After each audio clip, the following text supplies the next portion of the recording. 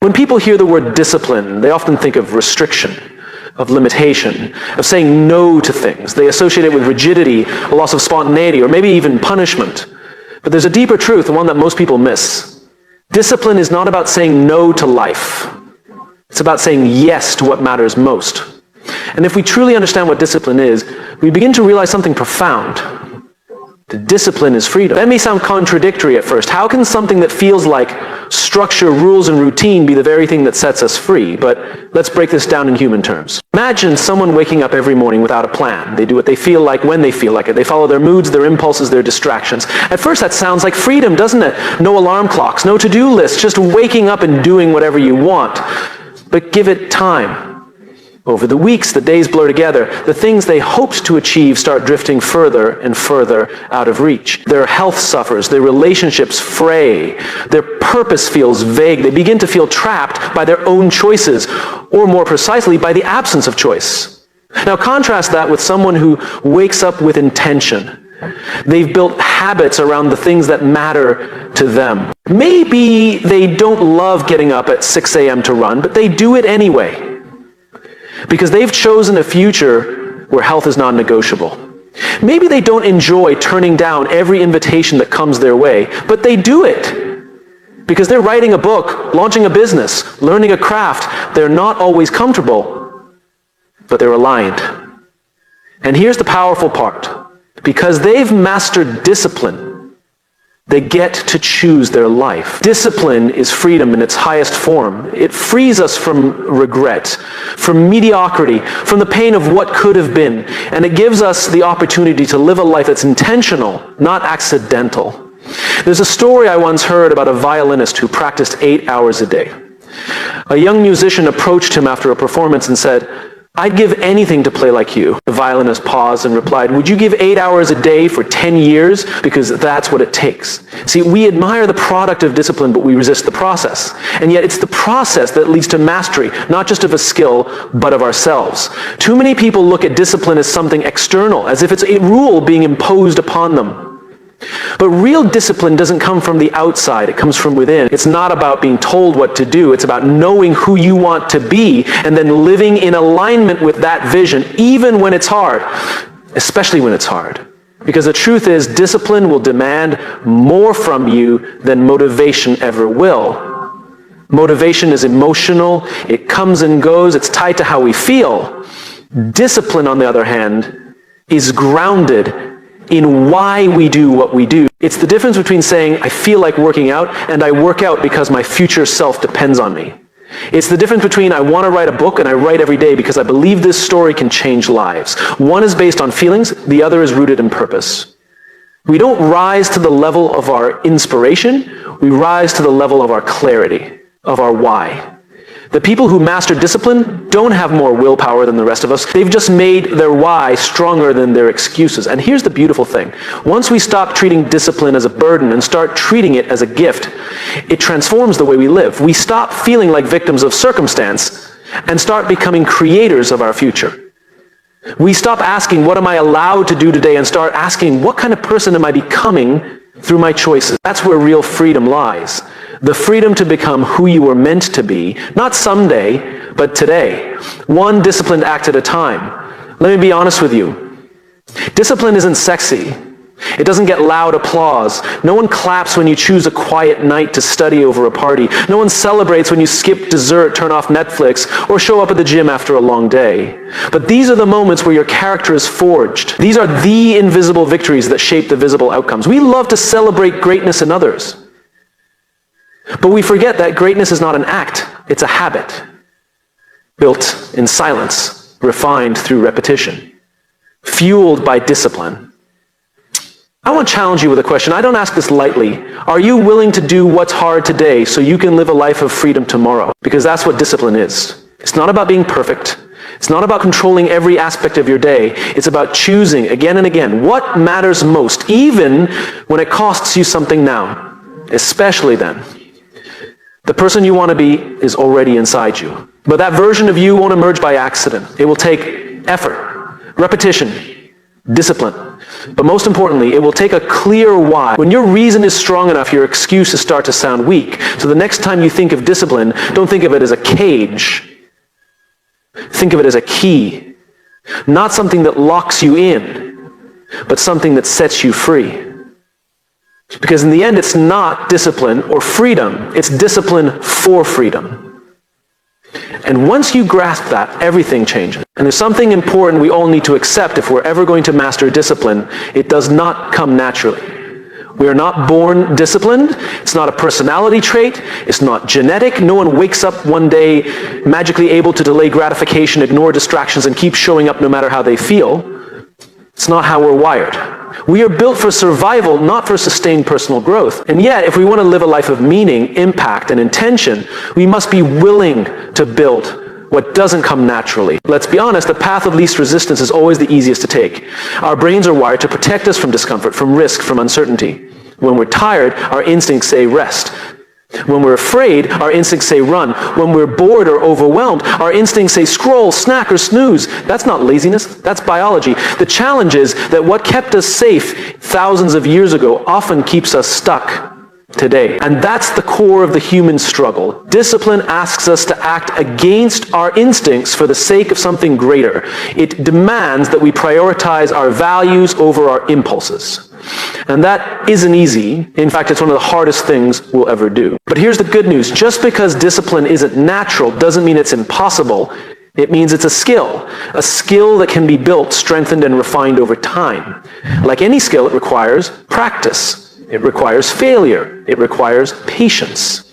But it is buildable. I remember talking to a leader who built a multi-million-dollar company from the ground up. He wasn't charismatic. He wasn't particularly organized. He didn't have a degree from a top university. But he was disciplined. Every single day he showed up. Not when it was convenient, not when it felt good. Every single day. And when I asked him how he developed that discipline, he said something I'll never forget. I got tired of starting over. And he explained how many times he had tried and quit before, how many days he had lost momentum because he let feelings lead instead of purpose. Until one day he made a promise to himself. No more starting over. That was his turning point. And that's where the muscle of discipline started to form. Not from motivation, but from a decision. We tend to think that people who are disciplined have it easier, that they don't struggle like the rest of us, that they like the grind, that they're born with more energy or mental toughness or time. But what if that's not true?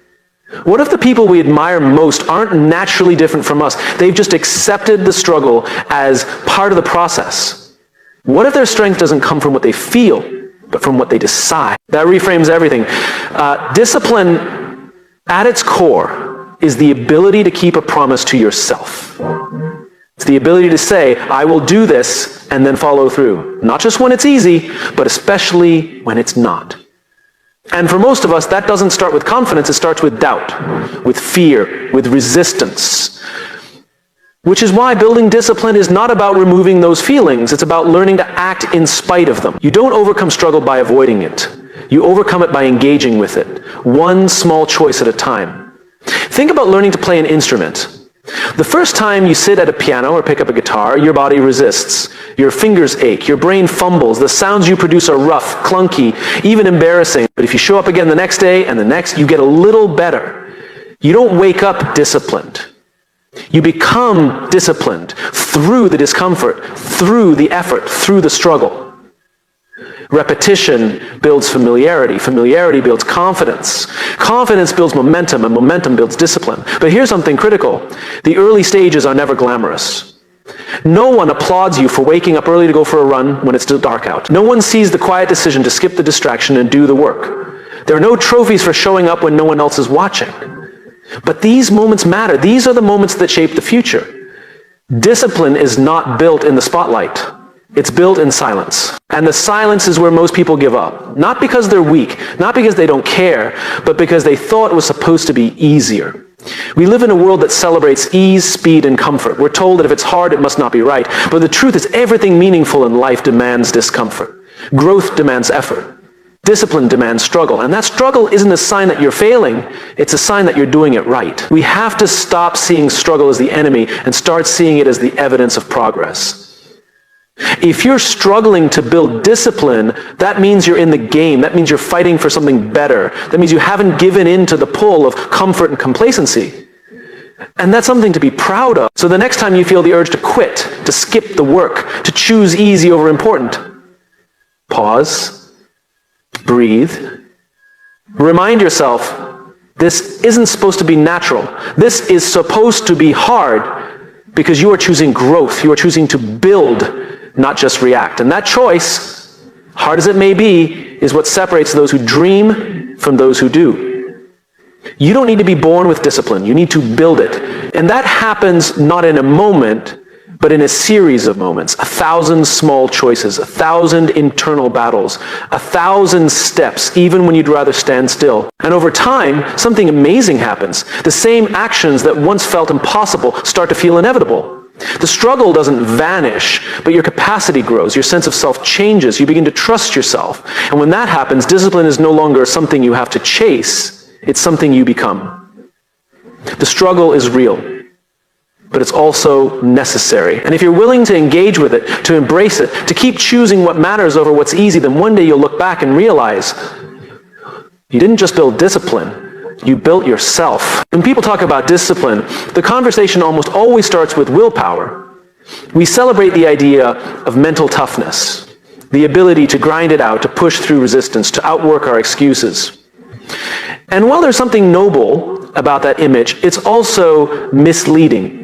Because willpower is limited. It's like a battery that drains with every decision you make. And if your environment constantly works against you, no amount of personal strength will be enough to sustain your goals. Here's a truth most people miss.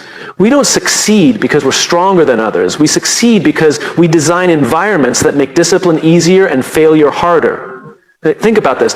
If you're trying to eat healthier, but your fridge is full of junk food, what happens when you get home after a long day and your willpower is already worn down? If you're trying to write a book, but your phone is lighting up with notifications every few minutes, how deep will your focus really go? And if you surround yourself with people who don't share your values or your drive, how long before your vision starts to blur? The environments we live in, the systems we set up, and the people we surround ourselves with, they're either reinforcing our discipline or eroding it. There's a story I once heard about a guy who lost over 100 pounds, not through some extreme diet or overnight transformation, but by making one small change to his environment. He rearranged his kitchen. He put all the healthy food at eye level and moved all the snacks to a high cabinet, out of reach. That one change reduced his temptation just enough to make better choices consistently. He didn't rely on willpower to resist chips every single day. He just made them harder to access. We overestimate the power of self-control and underestimate the power of structure. But here's the reality. The most disciplined people don't fight harder, they fight smarter. They don't set themselves up to fail and then blame their lack of motivation. They remove friction, they reduce noise, and they make the right thing easier to do. I once worked with a startup founder who had trouble focusing. Every morning, he would try to get into deep work, and every morning he'd fail. Slack messages, emails, texts, they pulled his attention in 100 directions. His calendar was packed, his phone never stopped buzzing, and he told me he just needed to be more disciplined. But he didn't need more willpower, he needed a better environment. So we made two simple changes. We blocked off 2 hours every morning for focused work, no meetings, no interruptions. And we got him a second phone, one with no apps or notifications, just for emergencies. Within a week, he told me he was getting more done before 10 a.m. than he used to get done in a full day, not because he changed who he was, but because he changed where he was working from. Environment shapes behavior more than intention does. If you walk into a library, you're likely to feel more focused. If you walk into a gym, you'll feel more inclined to move. We often think our behavior is about choice, but much of it is about context. Want to wake up earlier?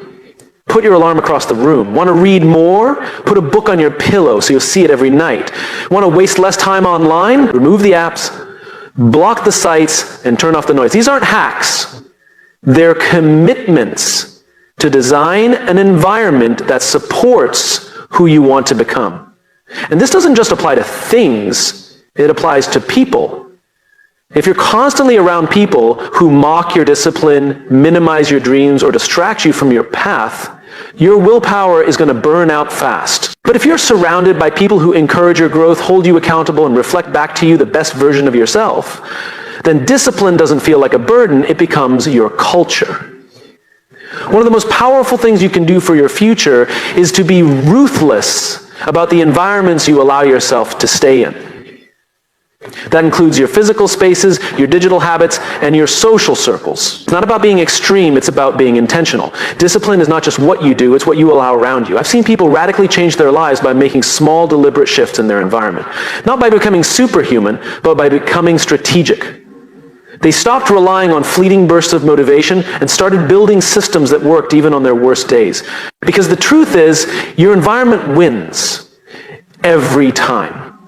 You can have the best goals, the deepest purpose, and the strongest will, but if you're surrounded by chaos, distractions, and temptations, your discipline will eventually wear down. But if you build an environment that reinforces your values, where your habits are supported, where your vision is visible, where your future is easy to choose, then discipline stops being a daily battle and starts becoming a natural rhythm. This isn't about making life easy.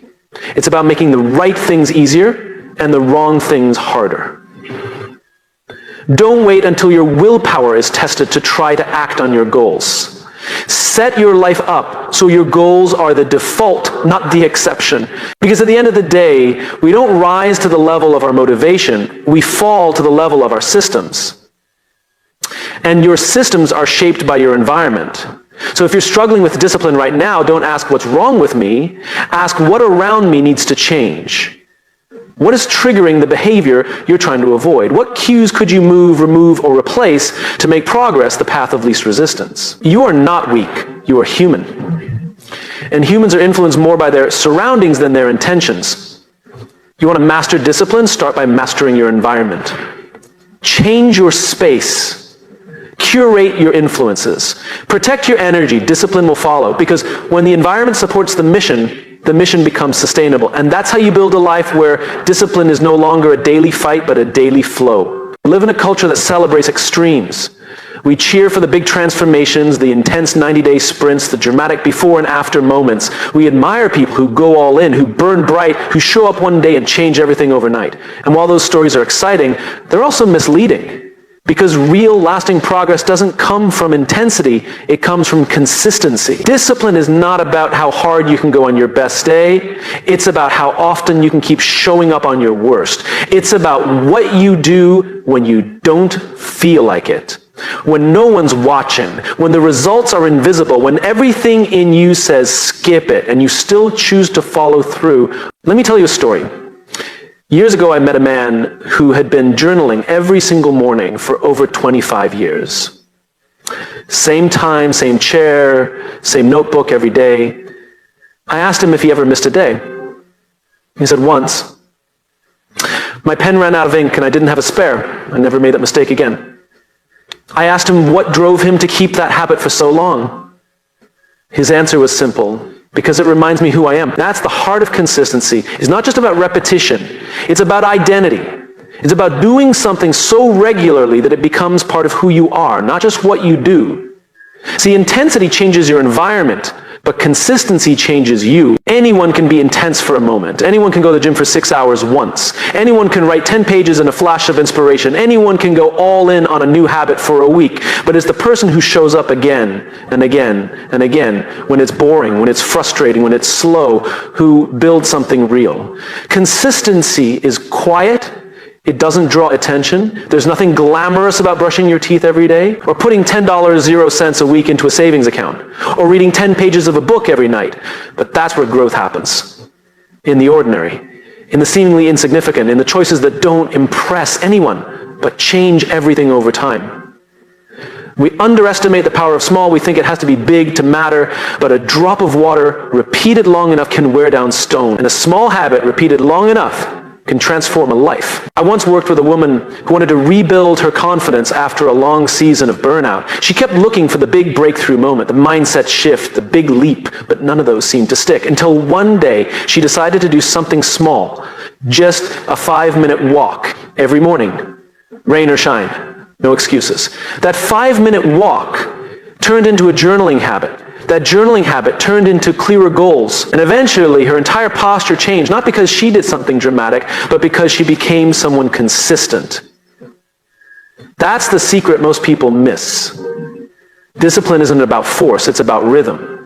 And consistency is the rhythm that reshapes our identity. Now let's be real. Consistency is hard, it's boring, it's slow. You'll do the right thing over and over again and see no results for weeks, maybe months. You'll want to quit. You'll wonder if it's worth it. You'll look at others who seem to be moving faster, doing more, living louder. But remember this, consistency compounds. Every rep you do, every word you write, every healthy choice you make, it's adding up, even when you can't see it yet. The most disciplined people I've met aren't the ones who go the hardest. They're the ones who keep going, day after day, step after step. They've learned to fall in love with the process, and that's what sets them apart. Because motivation fades, passion cools, but habits remain. Think of a tree. It doesn't grow tall because it stretches in one dramatic burst. It grows because it leans toward the light every single day, even if that light is dim, even if the growth is slow, even if no one notices. Over time, its roots deepen, its trunk strengthens, its branches expand, and one day it stands tall, not because of one big moment, but because of 1,000 small ones. We need to stop waiting for the big moment, the big change, the big push, and instead start mastering the small moment, the daily decision, the simple follow-through. Discipline is about building a life you can sustain, not one that burns you out. It's about asking yourself, what can I do today that I can still do tomorrow? It's not about being perfect. It's about being present. It's about showing up, even when you're tired, even when you're discouraged, even when progress feels invisible. And here's the most empowering part. Consistency doesn't require talent. It doesn't require luck. It doesn't even require a good mood. It only requires one thing, the decision to not stop. That decision is everything, because the world doesn't need more intense people who crash and burn. It needs more consistent people who build and last. So if you're building discipline in your life, start small, start simple, choose one thing, one habit, one promise, and keep it. Then do it again tomorrow and the next day and the next. Let it become part of you. Let it shape how you see yourself. Let it rewrite your story. Because the real transformation doesn't happen when you go all in. It happens when you don't opt out. When you stay, when you repeat, when you commit, not to the dramatic, but to the daily. That's where the power of discipline lives. Not in the firework, but in the flame that keeps burning, even when no one's watching. Especially then. We grow up with a strange idea about discipline. From a young age, we learn to associate it with restriction, rules, punishment, limits. Be quiet, sit still, follow orders, do as you're told. So it's no wonder that as adults we resist the idea. We think discipline means saying no to ourselves, to fun, to freedom. We think it's something rigid and confining, something that squeezes the life out of life. But what if we've misunderstood discipline entirely? What if discipline isn't the thing that holds us back, but the thing that sets us free? That idea might sound backward at first, but it's a paradox that holds a deeper truth. Because the people who live with the most freedom, freedom of time, freedom of choice, freedom of mind, are almost always the most disciplined. Let me explain. I once met a musician who was widely respected, not just for her talent, but for the way she played with absolute effortlessness.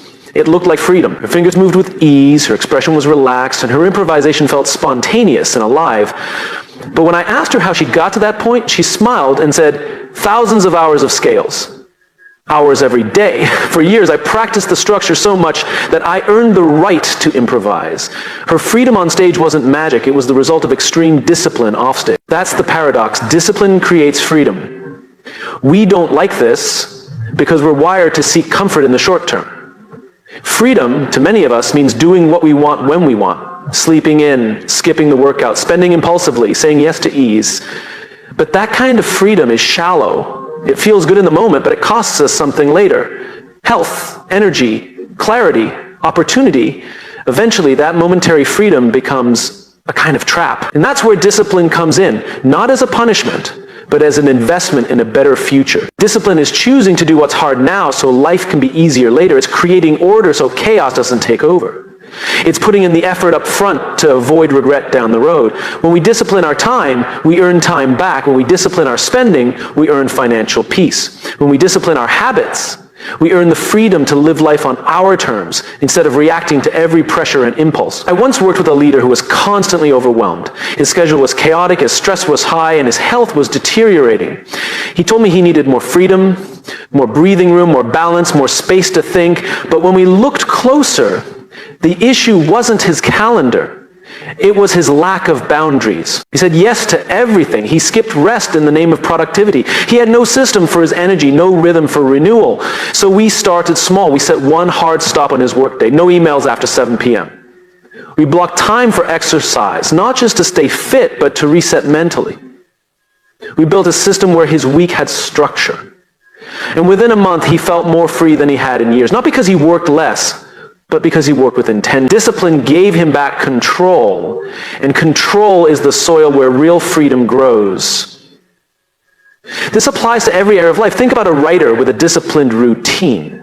They don't have to wait for inspiration. They create on demand. Think about a parent with consistent routines for their kids. The home becomes more peaceful, not more rigid. Or a business that runs with disciplined systems. It scales better, serves better, and survives longer. The irony is, the more structured we become in the right areas, the more space we create in others. But here's the thing. Discipline doesn't feel like freedom at first. It feels like effort, like resistance, like limitation. That's why most people stop. They don't stay with it long enough to reach the other side, the side where it becomes second nature, where the payoff shows up. Because the beginning of discipline is always uncomfortable. That's normal. It's your mind and body adjusting to new standards.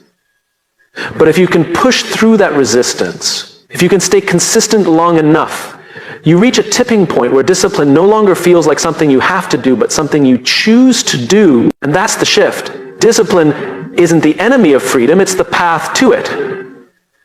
The freedom to think clearly. The freedom to act intentionally. The freedom to choose your